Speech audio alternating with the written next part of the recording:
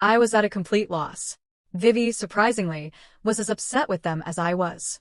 But I told her not to argue, worried they'd cut her off too. A few days later, Vivi actually gave me an idea. Reach out to our maternal grandparents. They're pretty well off, and we'd spent a lot of time with them growing up. So I took the bus, feeling like they were my last hope. They were thrilled to see me, so warm and welcoming, which just made me feel even guiltier about what I was really there for. After we settled in, I finally just laid it all out. Everything. How my parents were cutting me off, how I had no way to pay. I tried to stay composed, but it was hard. My heart was pounding. I asked if they could loan me the money. I promised I'd pay them back every single penny. It felt like crossing a line asking for this, but I was desperate. But my grandparents exchanged confused glances. And then my grandfather dropped a bomb.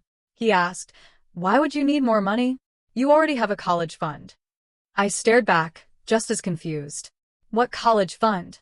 And that's when he explained something that completely floored me. Years ago, my grandparents had set up two separate college funds.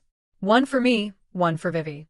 After I turned 18, they gave both funds to my parents, trusting them, explicitly, to manage the money solely for our education. My parents had been paying for my college fees with that money, all this time leading my grandparents to believe we were taken care of. They told me I just needed to ask my parents for my money. I was speechless, trying to process it all. My parents had never once mentioned this fund. Not to me, not to Vivi. We thought they were paying from their own savings. My mind raced. Where was the money? What were they using it for? Anger, betrayal, it all hit me. All this time, they let me stress, let me think I'd have to take out loans or drop out, when there was a fund that could easily cover everything. Right there at my grandparents' house, I called my mom. On speaker. What happened next? Watch in the full video.